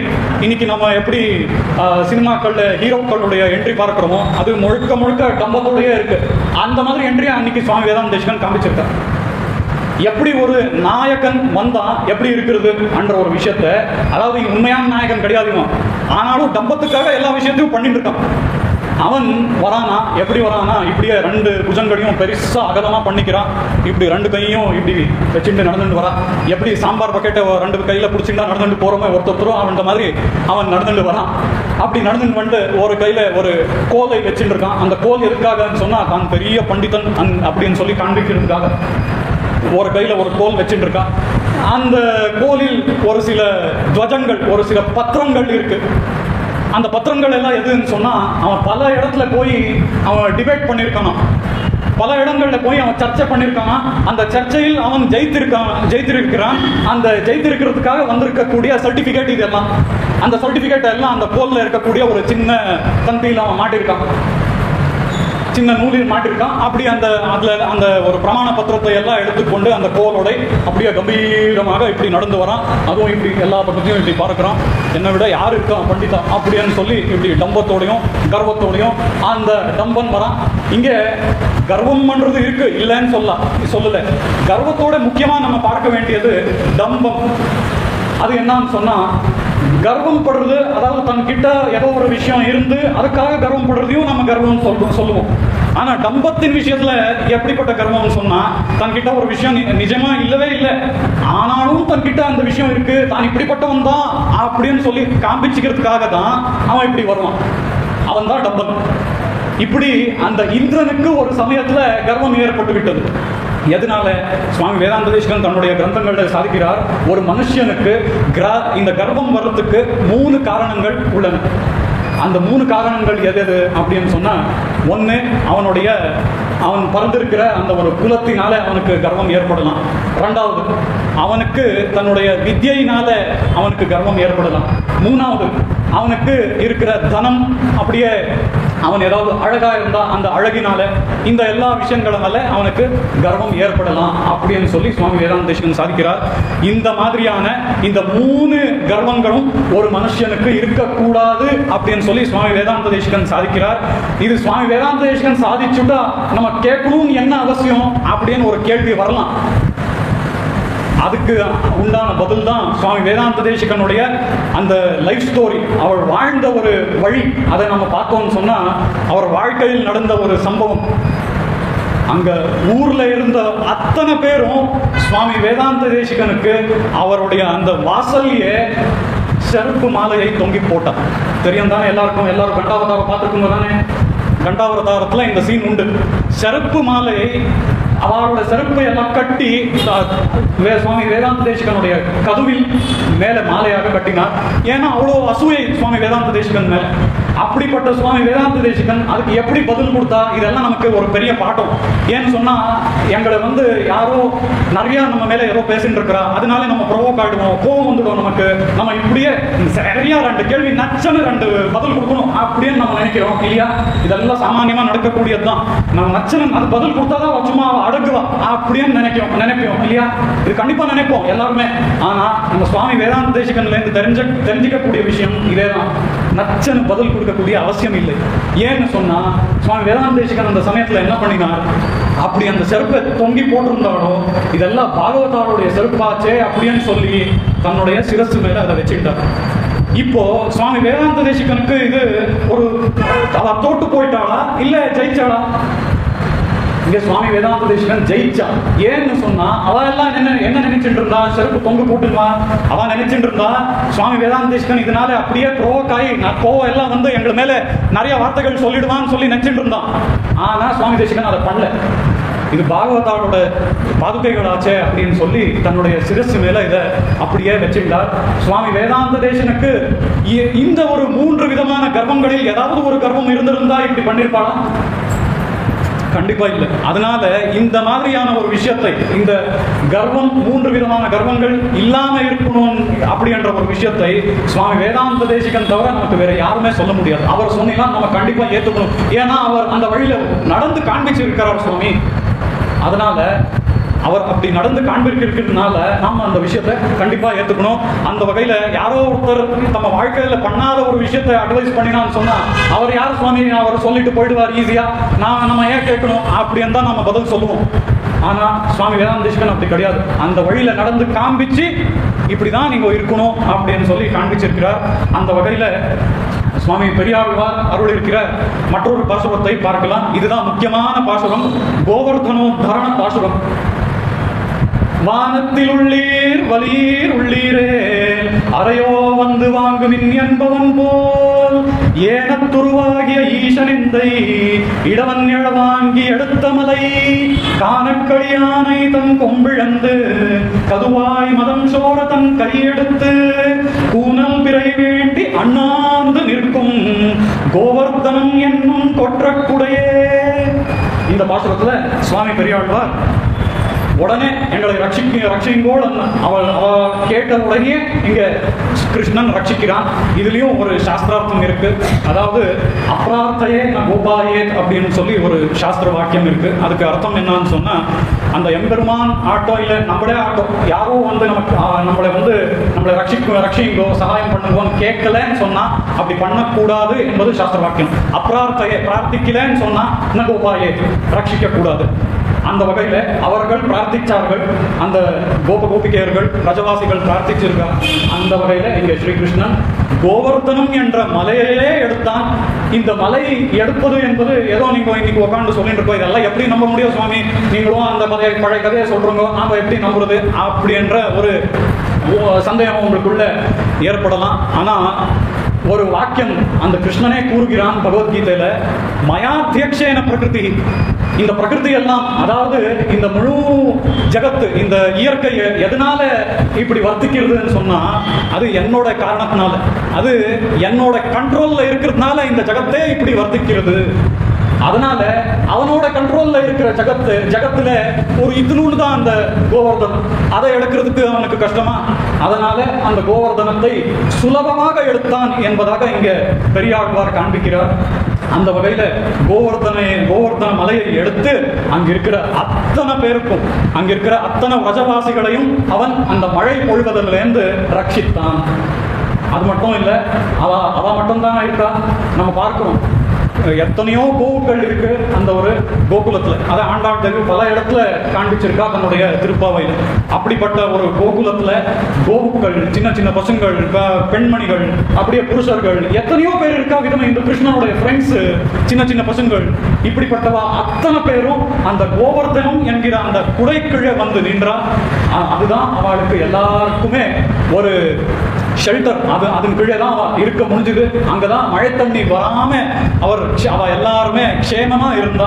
அதைதான் இந்த கோவர்தனோத்தான பாசுரத்துல இங்க சுவாமி பெரியாழ்வார் காண்பிக்கிறார். இப்படி இதே ஒரு கோவர்தனோத்தானத்தை சுகபிரம்மம் எப்படி பாகவதத்துல காண்பிக்கிறார் என்பதை பார்க்கலாம்.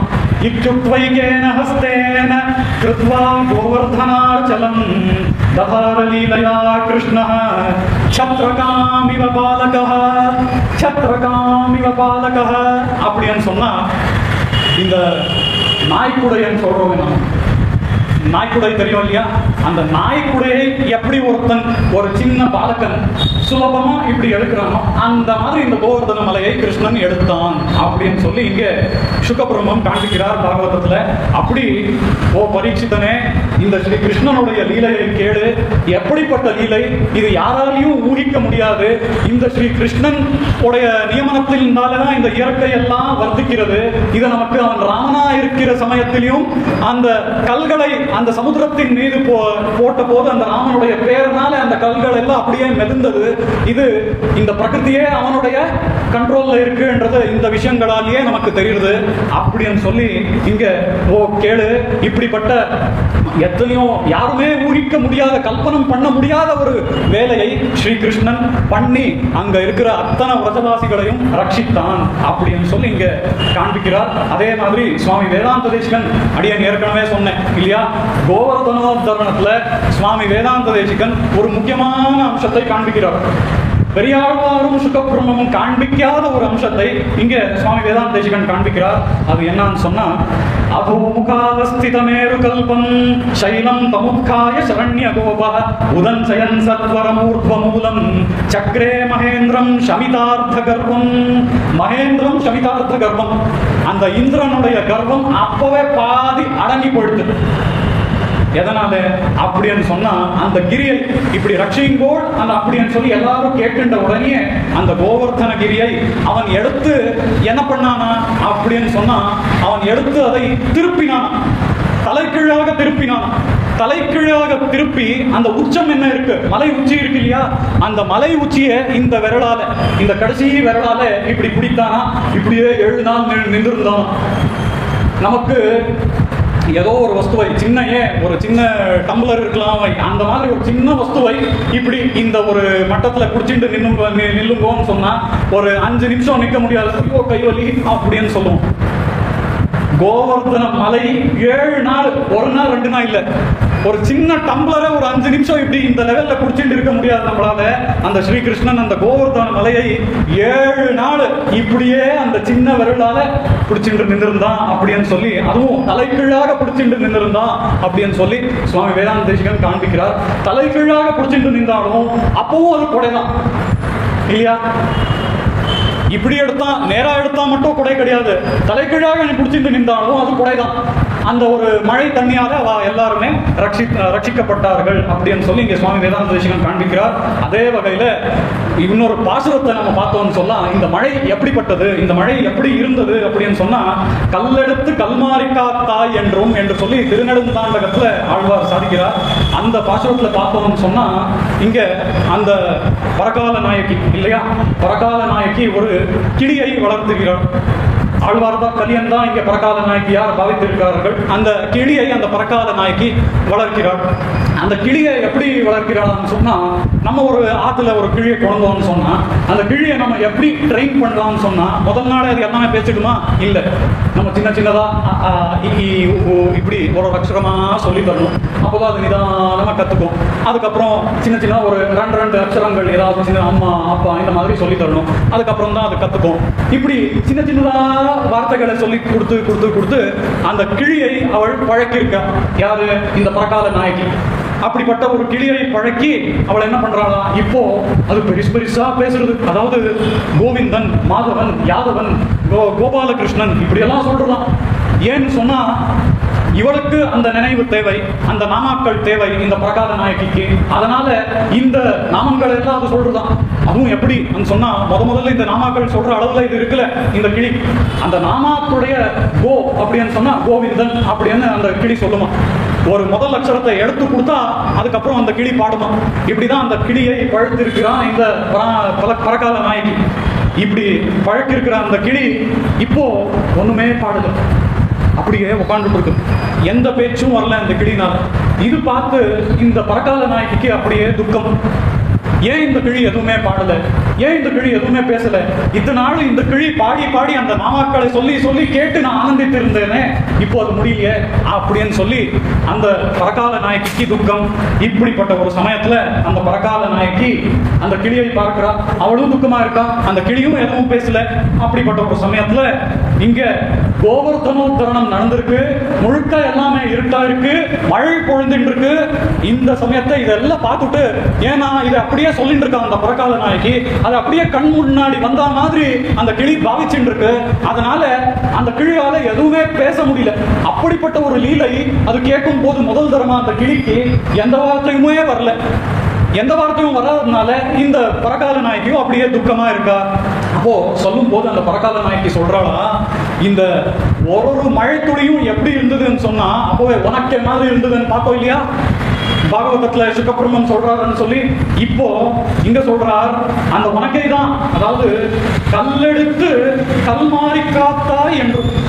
இந்த கோவர்தனம் மலை என்றது என்ன, ஒரு கல்லுகள் உள்ள ஒரு மலை இல்லையா. இப்படிப்பட்ட ஒரு மலையை எதுக்காக ஸ்ரீகிருஷ்ணன் எடுத்தான் அப்படின்னு சொன்னா, அந்த இந்திரன் எடுத்த மலை எப்படிப்பட்டது, அந்த இந்திரன் பொழிந்த மழை எப்படிப்பட்டதுன்னு சொன்னா, அந்த மழை ஒரு மழை துளியும் கல்லா இருந்ததா, விழுந்தா அப்படியே காயமாயிடும். அப்படிப்பட்ட ஒரு மழை. அதனால அந்த மழை துளி எல்லாம் கல்லா இருந்ததுனால கல்லை கல்லாலே தான் மோத முடியும். அதுக்குதான் இந்த கல்லான மலையை எடுத்தான் கிருஷ்ணன் அப்படின்னு சொல்லி. அது மட்டும் இல்லை, இன்னொரு அர்த்தத்தையும் இங்க சாதிக்கிறார் பெரியவா. என்னன்னு சொன்னா, இந்த கல்லான இந்த கோவர்தன மலையை எடுத்தான். கல்லெடுத்துன்னு சொல்றா இல்லையா, கல்லெடுத்துன்னா என்ன அர்த்தம், ஒரு சின்ன பையன் ரோட்ல போகும்போது ஒரு கல் இருக்குன்னு சொன்னா அவன் கையால எவ்வளவு சுலபமா ஒரு கல்லை சின்ன கல்லை எடுக்கிறானோ அந்த மாதிரி இந்த கோவர்தன மலையை கிருஷ்ணன் எடுத்தான். அந்த வகையில இங்க கல்லெடுத்துன்னு சொல்லி அப்படி அந்த ஸ்ரீகிருஷ்ணன் அந்த கல்லை எடுத்தான்னு சொல்லி இங்க ஆழ்வாரும் காண்பிக்கிறார். இப்படிப்பட்ட ஒரு லீலையை எல்லாருமே பாடியிருக்கா, எல்லா ஆச்சாரியர்களுமே பாடியிருக்கா, நிறைய ஆழ்வார்களும் பாடியிருக்கா, முக்கியமாக ஆண்டாளும் பாடியிருக்கா. தன்னுடைய திருப்பாவையில் குன்று குடையாய் எடுத்தாய் குணம் போற்றி அப்படின்னு சொல்லி ஆண்டாள் பாடுகிறாள். இங்க ஒன்னொன்னுக்கும் போற்றி போற்றின்னு சொல்லி மங்களாசாசனம் செய்கிறாள் கோதாதேவி. அங்க இந்த ஒரு லீலையை, அதாவது கோவர்தனோத்தரண லீலையை வர்ணிக்கும் போது குணம் போற்றி அப்படின்னு பாடுகிறார். எதுக்காக இங்க குணத்தை பாட வேண்டும், குணத்தை மங்களாசாசனம் பண்ண வேண்டும் அப்படின்னு சொன்னா, அந்த ஸ்ரீகிருஷ்ணன் எப்படிப்பட்டவன், அந்த ஸ்ரீகிருஷ்ணன் உலகத்துக்கே நாயகன். ஆனா இந்த கோபகோபியர்கள் நடுவே அவன் எப்படி இருக்கான், அந்த கோபகோபியர் நடுவில் அவன் கோந்து பாச்சு கிச்சு இப்படிதான் கூப்பிடுவான் அந்த கோபகோபியர்கள் அந்த கிருஷ்ணனை. அப்படிதான் ஒரு சகாவாக ஒரு மித்திரனாக இருக்கான் ஸ்ரீகிருஷ்ணன். இவன் பரமாத்மா அப்படியெல்லாம் பார்த்ததே இல்லை அந்த கோபகோபியர்கள். ஆனா இந்த ஒரு கோவர்தனோத்தரணம் மலையை எடுத்த சமயத்திலையும் இவன் ஸ்ரீகிருஷ்ணன் பரமாத்மா அப்படின்னு சொல்லி அந்த பிரஜவாசிகள் பார்க்கல. ஏன்னு சொன்னா இத்தனை நாளும் அப்படியே ஒரு நல்ல ஃப்ரெண்டாவே பார்த்துட்டா, அதனால இப்பவும் நல்ல மித்திரனாக சகாவாக பார்த்துட்டு இருக்கான் அந்த கோப கோபியர்கள் எல்லாம். அப்படி பார்க்கறதுனால அவன் எடுத்திருக்கிறான் இல்லையா இந்த ஒரு விரல்ல, அப்படி எடுத்திருக்கும் போது ஓ கிருஷ்ணா உன்னால இந்த ஒரு விரலால எடுக்க முடியுமா? அதுவும் என்ன இது நிக்கவே இல்லை, நாடுகட்டுல ஓடிண்டே இருக்க மழை நிக்கவே இல்லை, இப்படி இருந்தா எப்படி உன்னால முடியும் அப்படின்னு சொல்லி அந்த கோப கோபியர்களும் அந்த மாட்டு ஓட்டுவதற்காக வச்சிருக்கிற அந்த கோல் இருக்க அந்த கோலால இப்படி மலையை தாங்குறான். உன்னால தாங்க முடியுமா கிருஷ்ணா? நாங்க தாங்கினாதான் உண்டு, ஏன்னா நீ யாரு, கிச்சு பாச்சு கோந்து எங்களோட விளையாடுறவன், அதனால ஒன்னால முடியுமான்னு சொல்லி அவளும் அந்த கோலால மலையை தாங்குறா. அப்படிப்பட்ட ஒரு சௌலபிய குணத்தை காண்பித்தவன் கிருஷ்ணன். இப்படிப்பட்ட ஒரு சௌலபிய குணத்தை காண்பித்ததனால இங்க ஆண்டாள் தாயாரும் கூட குன்று குடையாய் எடுத்தாய் குணம் போற்றி அப்படின்னு பாடுறான். அந்த வகையில இங்க அவன் பண்ணின இந்த லீலையை எவ்வளவு பேர் ஆச்சாரியர்கள் பாடுவது மட்டும் இல்லை, அந்த சமயத்திலேயே அங்க தேவர்கள் எல்லாம் பாடினான், ஸ்தோத்திரம் பண்ணினான். அதெல்லாம் அந்த கிருஷ்ணனோட மகிமையால அந்த கோப கோபியர்களுக்கு தெரியவில்லை. திவி தேவகணாசாத்யாக சித்த கந்தர்வச்சாரணாக துஷ்டூர் முஜுஸ்துஷ்டாக புஷ்பவர்ஷாணி பார்த்திவ அப்படின்னு சொல்லி அந்த தேவர்கள் அத்தனை பேரும் அவனை ஸ்தோத்திரம் பண்ணினார். அவனுக்கு புஷ்பவிருஷ்டி ஆச்சு. இது எல்லாமே அந்த கிருஷ்ணனுடைய மகிமையால அவ எல்லாருமே பார்த்தாலும் அதெல்லாம் உடனே மறுக்கிற மாதிரி அந்த கிருஷ்ணன் பண்ணினான். இப்படி தன்னுடைய அந்த பரத்வத்தை காண்பிக்காமலேயே கிருஷ்ணன் அதை மூடி வைத்திருந்தான், தன்னுடைய சௌலபியத்தை மட்டுமே காண்பித்தான். அப்படியே இந்த இந்திரன் பண்ணின இந்த ஒரு காரியத்துக்கு இந்திரனுக்கு ரொம்பவே வருத்தமா இருந்தது. ஏன்னு சொன்னா நம்ம கர்வத்தினால இப்படி பண்ணிட்டோம், அவன் யாரு பரமாத்மா இப்போதான் எனக்கு தெரிஞ்சது, அவன் இப்படிப்பட்ட ஒரு லீலையை பண்ணினதுனால நான் என்னோட ஐஸ்வர்யமே பெரிசு, ஐராவதத்துல நான் ஏறி போறதே பெரிசுன்னு நான் நினைச்சிட்டு இருந்தேன். அதெல்லாம் தப்பு. ஓ இந்திரா, நீ இந்திரன் தான், தேவதைகளுக்கு நீ இந்திரன் அவ்வளவுதான் அப்படின்னு சொல்லி அந்த புத்தி எனக்கு வரா மாதிரி பண்ணி அந்த இந்திரனே போய் அந்த ஸ்ரீ கிருஷ்ணன் கிட்ட க்ஷமையை கேட்கிறான். அந்த க்ஷமை கேட்கிற இந்த ஒரு ஸ்லோகத்தை இங்க சுகபிரம்மம் காண்பிக்கிறார். சத்வம் மமைஸ்வர்யமதப்ளுதஸ்ய கிருதாகசஸ்தே விதுஷ பிரபாவம் க்ஷந்தும் பிரபோதார்ஹசி மூடசேதஸ மைவம் புனர்பூன் நிதிரீஷமேசதி. இந்த ஸ்லோகத்துல க்ஷந்தும் பிரபோ, என்னை நீங்கள் க்ஷமிக்க வேண்டும் அப்படின்னு சொல்லி அங்க இந்திரன் கேட்கிறான். அப்படி இந்திரன் கேட்ட உடனே அங்க ஸ்ரீ கிருஷ்ணனும் அவனை க்ஷமிக்கிறான். அப்படி ஸ்ரீ கிருஷ்ணன் க்ஷமித்த பிறகு இந்திரனும் தன்னுடைய கர்வத்தை எல்லாம் விடுகிறான். இது நமக்கு நன்னாவே தெரியுது. அதாவது இங்க ஒரு முக்கியமான விஷயத்தை நம்ம பார்க்கணும். இப்போ இந்திரன் யாரு? இந்திரன் இவா எல்லாருக்குமே, அதாவது பிரஜவாசிகளுக்கு ஒரு மேலான உன்னத ஸ்தானத்துல இருக்கிறவன் இல்லையா? இப்படிப்பட்ட இந்திரன் தப்பு பண்ணினான்றது கிருஷ்ணனுக்கு தெரியும், பிரஜவாசிகளுக்கும் தெரிஞ்சிருக்கலாம். ஆனா இந்த கிருஷ்ணன் இப்படிப்பட்ட பரமாத்மா என்பது அந்த பிரஜவாசிகளுக்கு தெரியக்கூடாது. ஏன்னா அப்படிதான் அது கிருஷ்ணனோட திருவுள்ளம்.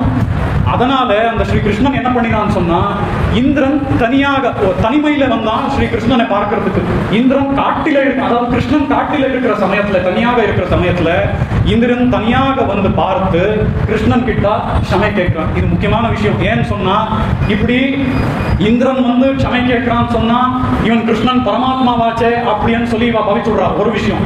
ரெண்டாவது, கிருஷ்ணன் ஏதாவது அதான் நீ இப்படி பண்ணிருக்க கூடாது அப்படி ஏதாவது கிருஷ்ணன் சொல்லிட்டான்னு வச்சுக்கோங்க இந்திரனுக்கு, அந்த அவமானம் அவ எல்லாரும் முன்னாடியும் ஆயிடும் இந்திரனுக்கு. கோபகோபியர் முன்னாடி இந்திரனுக்கு அந்த அவமானம் ஆயிடும். இதெல்லாம் நடக்க கூடாதுன்னு சொல்லிதான் இந்திரனை தனிமையில அங்க கிருஷ்ணன் சந்திக்கிறான். அப்படி சந்தித்து கிருஷ்ண இந்திரர்களுடைய ஒரு சம்பாதம் நடக்கிறது.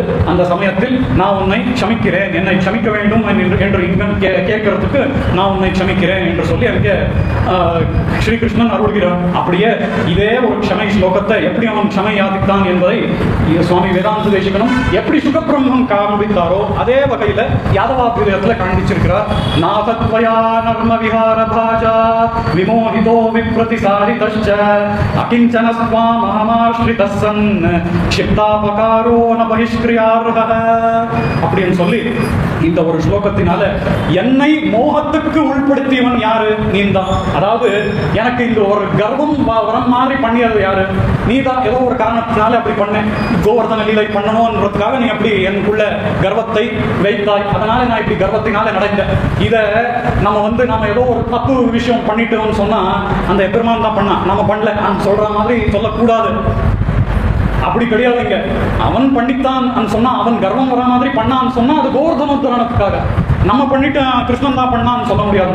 அப்படி இங்க இந்திரன் சொல்லி அவன் அனுதாபம் படுற மாதிரியும் கிருஷ்ணன் தான் பண்ணினான், நான் பண்ணது தப்பு அப்படின்னு சொல்லி ரியலைஸ் ஆகிற மாதிரி பண்ணினதும் அந்த கிருஷ்ணன் தான், நீ தான் பண்ணினேன் அப்படின்னு சொல்லி அதற்காக நான் உன்னிடத்தில் பிராயஷ்சித்தத்தை பண்ண வேண்டும், க்ஷமையை கோருகிறேன் அப்படின்னு சொல்லி க்ஷமையை யாச்சிக்கிறான் அங்க இந்திரன். அப்படி க்ஷமையாச்சனம் பண்ணி இந்த மாதிரி எந்த அபராதங்களும் அடுத்து என்னால நடக்கக்கூடாது அப்படின்னு நீ எனக்கு அருள் அப்படின்னு சொல்லி இங்க இந்திரன் பிரார்த்திக்கிறான். இது ஆனதுக்கு அப்புறம் இங்க ஒரு முக்கியமான விஷயம், அது என்னன்னு சொன்னா, ராமாயணத்துல நாம பார்க்கும் போது ராமாயணத்துல எல்லா காண்டங்களும், அதாவது யுத்த காண்டத்துடைய கடைசியில நம்ம பார்த்தோம்னு சொன்னா அங்க ஸ்ரீராமனுக்கு பட்டாபிஷேகம் நடக்கிறது. அந்த பட்டாபிஷேகத்துல நம்ம பார்த்தோம்னா எல்லா தேவர்களும் தேவதைகளும் எல்லாருமே வந்திருக்கா. எல்லாருமே எல்லா சமுத்திரத்துல இருந்து தீர்த்தங்கள், என்ன சமுத்திர தீர்த்தம், அப்படியே நதி தீர்த்தங்கள் எல்லாத்தையும் எடுத்துன்னு வரா, ஆனவர்களும் எடுத்துன்னு வரா. ஆனா அந்த சமயத்துல, அந்த ராமாயண பட்டாபிஷேக சமயத்துல இந்திரன் அங்க கிடையாது. இந்திரன் அந்த ஆப்பர்ச்சுனிட்டியை மிஸ் பண்ணிட்டான், அவன் அங்க வரல. இப்போ அத்தனை தேவதைகளும் அங்க வந்திருந்தா அவன் எம்பெருமானுக்கு பண்ணக்கூடிய அந்த கைங்கரியம், அந்த அபிஷேக கைங்கரியம் அவனுக்கு கிடைக்கல. அதனால அந்த ராமனே கிருஷ்ணனாக வந்த பொழுது அவனுக்கு இந்த கைங்கரியம் கிடைச்சது. அந்த சமயத்துலதான் அவனு கோவிந்த பட்டாபிஷேகத்தை பண்ணுகிறான். அந்த கோவிந்த பட்டாபிஷேகத்தை இந்திரன் பண்ணுகிறான் என்று சுகபிரம்மன் காண்பிக்கிறார். அந்த வகையில அது எப்படி நடந்தது அப்படின்றத இந்த ஸ்லோகத்தின் மூலமாக இங்கே சுகபிரம்மன் காண்பிக்கிறார். ஏவம் கிருஷ்ணமுபாமந்த்ரிய சுரபிர் பயசாத்மனः ஜலைராகாசகங்காயா ஐராவத கரோத்ருதைஹி இப்படி சொல்லி அந்த ஸ்ரீ கிருஷ்ணனுக்கு கோவிந்த பட்டாபிஷேகத்தை பண்ணினான் இந்திரன் என்கிற அந்த விஷயத்தை நம்ம பார்க்கிறோம். அப்படிப்பட்ட ஒரு விஷயத்தை இங்கே சுகபிரம்மன் நமக்கு பாகவதத்தை காண்பிக்கிறார். இந்திரசுரர்ஷிபிஸ்ஸாகம் நோதிதோ தேவமாத்ருபிஹி அப்யசிஞ்சித தாசார்ஹம் கோவிந்த இதி சாப்யதாத் அப்படின்னு சொல்லி அந்த ஒரு கோவிந்த பட்டாபிஷேகம் நடந்த பிறகு, எதுக்கு இதுக்கு கோவிந்த பட்டாபிஷேகம் பேருன்னு சொன்னா, அந்த தேவலோகத்தில் இருக்கிற சுரபி என்கிற அந்த பசு, அந்த பசுவை கொண்டு வந்து அந்த பசு பாலின் மூலமாக கிருஷ்ணனுக்கு அபிஷேகம் பண்ணினான் இந்திரன். அதுக்கப்புறம் அந்த கிருஷ்ணனுக்கு பெயரை இட்டான் இந்திரன். கோவிந்தன் என்ற பெயரை இந்திரன் கிருஷ்ணனுக்கு அந்த சமயத்தில் இட்டான். அதுக்குதான் இந்த பட்டாபிஷேகத்துக்கு கோவிந்த பட்டாபிஷேகம் என்ற பெயர். கோவிந்த இது சாப்யதாத், கோவிந்தம் என்ற ஒரு பெயரை அவன் கொடுத்தான். இதே ஒரு பட்டாபிஷேகத்தை சுவாமி வேதாந்த தேசிகனும் தன்னுடைய யாதவாபியுதயத்தில் காண்பிக்கிறார். கிருதாபிஷேக கிருதிநாமகூனா குப்தேன கோவிந்த இதி ஸ்வனாம்னா, கோவிந்த இதி ஸ்வனாம்னா, கோவிந்தா என்கிற பெயரை அப்போ அளித்தான். கிருத பிரசாத பிரஜிகாய கிருஷ்ண ஸ்வர்காதிரோகாய புனசுரேந்திரம் அப்படின்னு சொல்லி அந்த எம்பெருமானை அந்த சுரபி பாலினாலே அபிஷேகம் பண்ணி மந்திரங்களை இட்டு, அதாவது தேவர்கள் ரிஷிகள் எல்லாருமே அங்க வந்திருந்தார், மந்திரங்களை இட்டு கிருஷ்ணனுக்கு அந்த பாலின் மூலமாக அபிஷேகம் நடந்தது. அப்படி அபிஷேகம் நடந்து அவனுடைய அனுகிரகத்துக்கு எல்லாருமே பாத்திரராகட்டும் அப்படின்னு சொல்லி இங்கே சுவாமி வேதாந்த தேசிகன் இந்த ஸ்லோகத்தின் மூலமாக காண்பித்துக் கொண்டிருக்கிறார். இப்படி நம்ம இன்றைய தினம் சுகபிரம்மமும் பெரியாழ்வாரும் என்கிற இந்த ஒரு தலைப்பில் கோவர்தனோத்தரணம், அதிலும் முக்கியமானது கடைசியில பார்க்கக்கூடிய கட்டம் கோவிந்த பட்டாபிஷேகத்தையும் அனுபவித்திருக்கிறோம். இது இந்த சமயாவகாசம் எந்த அளவுக்கு உண்டோ அந்த அளவுக்கு அனுபவித்திருக்கிறோம். இந்த விஷயங்கள் நான் அடிய ரெண்டு ஸ்லோகங்கள் தான் எடுத்துட்டு இருக்கேன் யாதவாபிரியத்திலையும் பாகவதத்திலையும். ஆனா ஒன்னொன்னா என்ன நடக்கிறதுன்னு சொல்லி கிரமமா நாங்க பார்த்துட்டு போனோம்னு சொன்னா நிறைய ஸ்லோகங்கள் வருது, நிறைய விஷயங்களை இங்க சுகபிரம்மன் சாதிக்கிறார். பாகவதம் என்றது கார்த்தால எப்படி அடியன் ராமாயணத்தை பற்றி சொன்னேனோ, ராமாயணம் என்பது எப்படி சுலபமாக புரிஞ்சிக்க கூடிய விஷயம் கிடையாது, நிறைய ஆழமான விஷயங்கள் உண்டு எப்படி சொன்னேனோ அப்படிதான் இந்த பாகவதமும். பாகவதத்திலையும் பல ஆழமான விஷயங்கள் எல்லாம் உண்டு. அதை போய் நம்ம ஒரு குரு கிட்ட உட்காந்து கத்துக்கணும். அப்படிப்பட்ட இந்த பாகவதத்தில் பல விஷயங்கள் ஸ்ரீ வைஷ்ணவ சம்பிரதாயத்தை காண்பிக்கும்படியாகவும் உண்டு.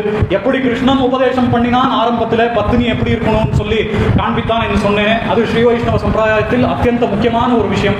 அதே மாதிரி விசிஷ்டாத்வைத சித்தாந்தத்தை காண்பிக்கக்கூடிய விஷயங்களும் பலது உண்டு இந்த பாகவதத்தில். அந்த வகையில் பல விஷயங்களை இங்க சுகபிரம்மம் காட்டுகிறார். இந்த சுகபிரம்மம் இங்க காண்பிச்சாலும் அந்த சுகபிரம்மருக்கு காண்பிச்சது யாரு? இங்க எழுந்தருளுக்கு இருக்கக்கூடிய நம்ம வியாசர் தான், வேதவியாசர் தான். அதனால வேதவியாசர் காண்பிச்சு அந்த வழியிலேயே சுகபிரம்மமும் நமக்கு இந்த எல்லா விஷயங்களையும் காண்பித்திருக்கிறார். அதே வழியில பெரியாழ்வாரும் நமக்கு கோவர்தனோத்தரணத்தை காண்பித்திருக்கிறார். அப்படியே நடுவில் மற்ற ஆழ்வார்களுடைய ஒரு இரு பாசுரங்களையும் நாம் பார்த்தோம். அதாவது கலியனுடைய பாசுரத்தையும் பார்த்தோம். இப்படி நாளைக்கும் மாலை இதே ஒரு தலைப்பில் இன்னொரு விஷயத்தை நம்ம பார்க்க போகிறோம். நாளைக்கு கார்த்தால வால்மீகியும் நம்மாழ்வாரும் என்கிற ஒரு தலைப்பில் கார்த்தால 7:30 மணிக்கு உபன்யாசம். இன்னைக்கு நம்ம பார்த்த விஷயம் வடிவில் காலமெல்லாம் சொல்லி அந்த நம்மாழ்வார் சாதிச்சிருக்கிற அந்த கைங்கரியத்தை எப்படி லக்ஷ்மணன் பண்ணினான், லக்ஷ்மணன் பண்ணினாலேயே எப்படி நம்மாழ்வார் காண்பித்திருக்கிறார் என்கிற விஷயத்தை கார்த்தால உபன்யாசத்தில் பார்த்தோம். நாளைக்கு தர்மஸ்தாபனை, எப்படி தர்மஸ்தாபனையை பற்றி அந்த நம்மாழ்வார் சாதிச்சிருக்கிறார், அந்த தர்மஸ்தாபனையை ராமன் எப்படி பண்ணினான், ராமன் அந்த தர்மத்தின் குருவாகவே எப்படி இருக்கிறான், இப்படிப்பட்ட விஷயங்களை எல்லாம் நாளைக்கு உபன்யாசத்தில் கார்த்தால பார்க்கலாம். நாளைக்கு சாயங்காலம் உபன்யாசத்தில் நிருசிம்மாவதாரத்தை பாகவதத்தில் எப்படி சொல்லியிருக்கா, அப்படியே பல ஆழ்வார்கள் எப்படி சொல்லியிருக்கா என்றக்கூடிய விஷயத்தை நாளைக்கு மாலை உபன்யாசத்தில் பார்க்கலாம்.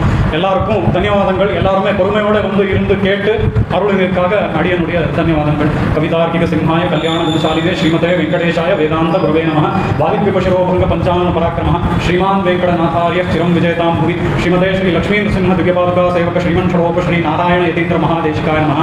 ஸ்ரீமதே ஸ்ரீமன் ஷடோப ஸ்ரீ ரங்கநாத யதீந்திர மகாதேசிகாய நமः. ஸ்ரீமதே வாத்ஸ்ய ஸ்ரீ கிருஷ்ணமாரிய மகாதேசிகாய நமः. அஸ்மத் குருப்யோ நமः.